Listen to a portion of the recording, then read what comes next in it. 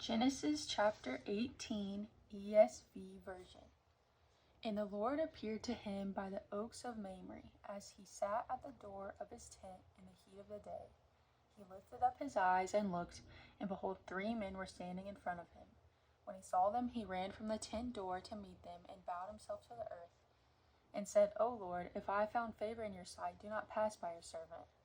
Let a little water be brought, and wash your feet, and rest yourselves under the tree, while I bring a morsel of bread, that you may refresh yourselves, and after that you may pass on, since you have come to your servant.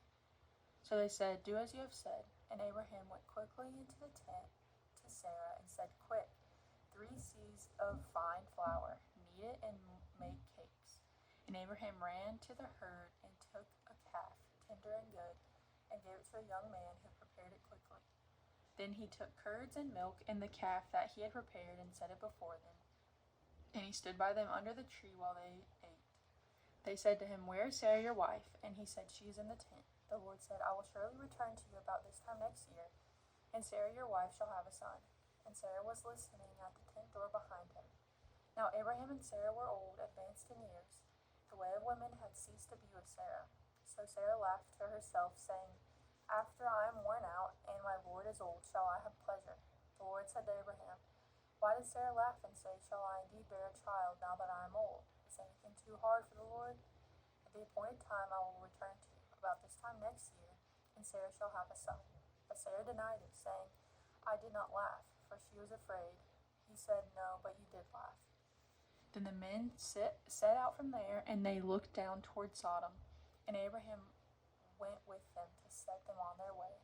The Lord said, Shall I hide from Abraham what I am about to do, seeing that Abraham shall surely become a great and mighty nation, and all the nations of the earth shall be blessed in him? For I have chosen him, that he may command his children and his household after him to keep the way of the Lord by doing righteousness and justice, so that the Lord may bring to Abraham what he has promised him. Then the Lord said, Because the outcry against Sodom and Gomorrah is great, and their sin is very great, I will go down and see whether they have done altogether according to the outcry that has come to me. If not, I will know. So the men turned from there and went toward Sodom, but Abraham still stood before the Lord. Then Abraham drew near and said, Will you indeed sweep away the righteous with the wicked? Suppose there are 50 righteous within the city. Will you then sweep away the place, and not spare for 50 righteous who are in it? Far be it from you to do such a thing, to put the righteous to death with the wicked, so that the righteous fare as the wicked. Far be that from you. Shall not the judge of all the earth do what is just? The Lord said, If I find at Sodom 50 righteous in the city, I will spare the whole place for their sake. Abraham answered and said, Behold, I have undertaken to speak to the Lord, I who am but dust and ashes. Suppose 5 of the 50 righteous are lacking. Will you destroy the whole city for lack of 5? And he said, I will not destroy it if I find 45 there. Again he spoke to him and said, Suppose 40 are found there. He answered, For the sake of 40 I will not do it. Then he said, Oh, let not the Lord be angry, and I will speak. Suppose 30 are found there. He answered, I will not do it if I find 30 there. He said, Behold, I have undertaken to speak to the Lord. Suppose 20 are found there. He answered, For the sake of 20 I will not destroy it.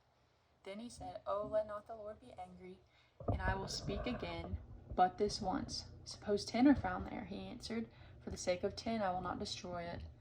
And the Lord went his way, when he had finished speaking to Abraham, and Abraham returned to his place.